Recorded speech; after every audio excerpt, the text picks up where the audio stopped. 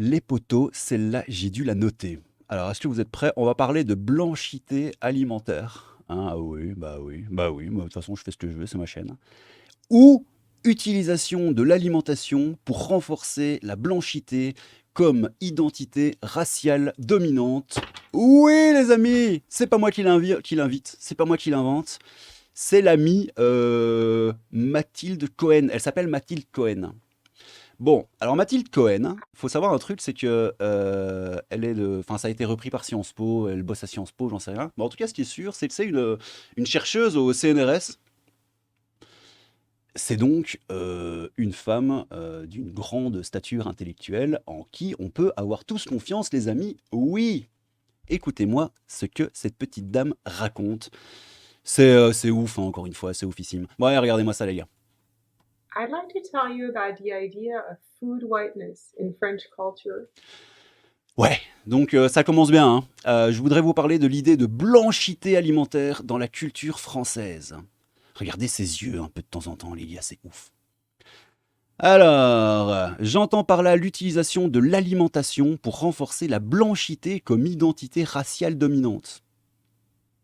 Préparez-vous, hein, parce que... D'ailleurs, dites-moi dans les commentaires, parce que moi, je ne bite rien, je ne comprends rien à ce que cette dame raconte. Donc si vous voulez bien m'expliquer, s'il vous plaît, ça me ferait plaisir. Alors, le repas français est souvent présenté comme un rituel national auquel tout.te.s, les citoyens et NS peuvent participer à égalité. Mais les habitudes alimentaires sont façonnées par les normes des classes moyennes supérieures blanches. Il y a un parallélisme entre la nourriture halal et la question du voile. Alors là, meuf, elle fait un grand écart, quoi. Elle te parle de blanchité alimentaire et de suprématie blanche alimentaire, et puis ça part sur la nourriture halal et la question du voile. Bon, ouais, ok, why not? Tous deux sont considérés comme étant incompatibles avec la francité et son idéologie racialisée de l'universel. Camoulox, hein, les gars. Franchement, moi, c'est Camoulox. Là, pour le moment, je ne bite, mais rien. Pourtant, les contours de la blanchité sont maintenus à travers des pratiques alimentaires quotidiennes. Ok. Par exemple, le régime alimentaire des personnes dont le statut racial est ambigu, comme les Arabes, les Maghrébins INES et les Juifs.ve.s, avant ELE. Mais qu'est-ce que tu racontes, fille? Je ne comprends pas. Par exemple, le régime alimentaire des personnes dont le statut racial est ambigu, comme les Arabes, les Maghrébins et les Juifs avant ELE. Ok. Ok. Ok. Donc voilà, avant ELE, est passé au crible pour vérifier sa conformité aux normes blanches, une stratégie familière pour se comporter comme des blanches, consiste donc à manger français le plus souvent en consommant du porc. Quel rôle joue le droit dans tout ceci? Putain, c'est ouf les gars, mais réellement, je lis mais je ne comprends pas quoi. Je vais vous donner deux exemples juridiques. Oui, donne-nous, ouais Mathilde, vas-y fais péter. Le premier est la réglementation des cantines scolaires. Ok. Qui fut rétablie au 19e siècle pour endiguer la dépopulation. Mais un discours racialisé et eugéniste fut utilisé pour les justifier. Aujourd'hui, juridiquement, les cantines sont soumises au principe dit de neutralité, qui est interprété comme dispensant les écoles d'avoir à s'adapter aux demandes de régimes alimentaires particuliers motivés par des différences identitaires. Je ne bite rien à ce que tu racontes, Mathilde. Understood as exempting Porc, Joël. Nanana, les normes alimentaires chrétiennes et blanches représentent donc la position de défaut, un peu comme la blanchité elle-même est souvent vue comme une forme d'identité neutre et non raciale. La deuxième exemple, ah putain, ça c'était le premier exemple les gars. Le deuxième exemple est le droit de la nationalité.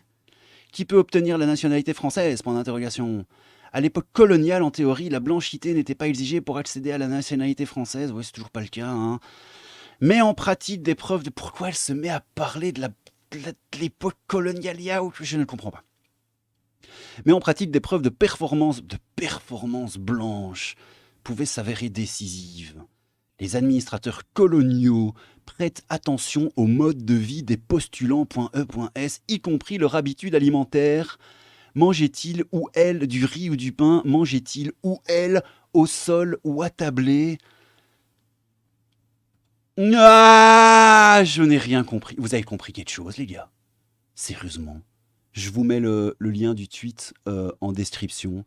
Allez voir ça. Je vous le passe pas en entier avec la petite dame qui parle, hein. Vous avez compris, machin, tatillon et tout. J'ai pas envie que ça saute bêtement.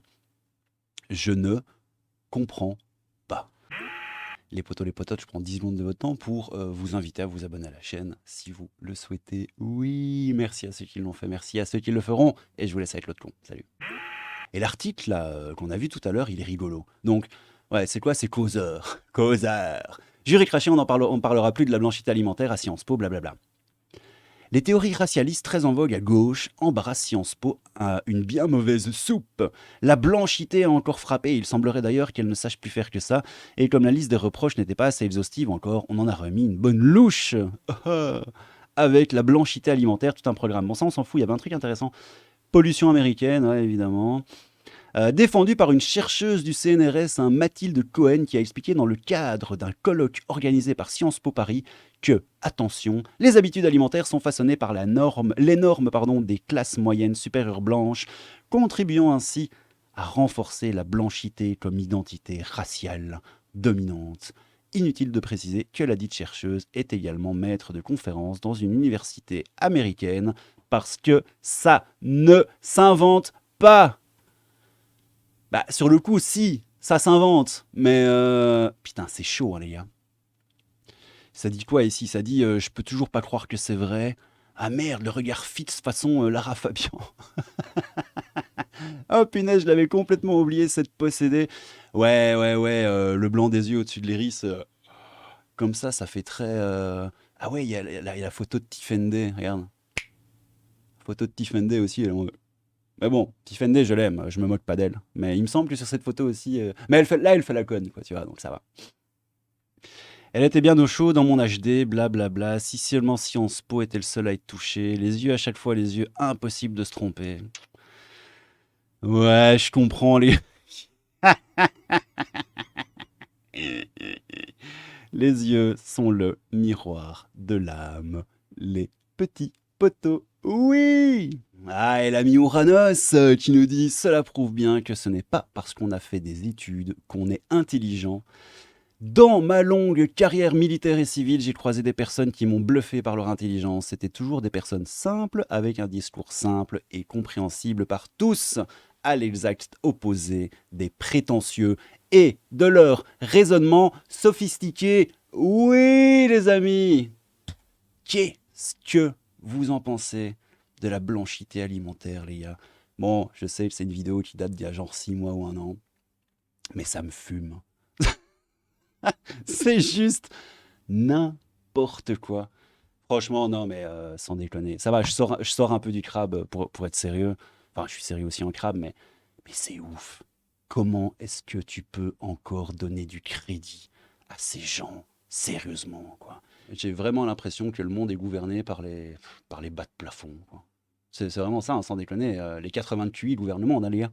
C'est comme ça que ça fonctionne. Ou alors les 80 de QI aident l'extrême minorité de ceux qui nous gouvernent à nous gouverner tous, quoi, tu vois.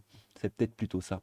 Bon, crabe, fantôme, un peu de crabe, beaucoup de fantômes. Oui, les amis, prenez soin de vous, c'était une bonne petite vidéo de merde. On se retrouve pour une prochaine petite vidéo de merde. Prenez soin de vous, les potos, c'est le plus important. Et moi, je vous dis à bientôt. Ciao! Foutez-moi ça au vidange!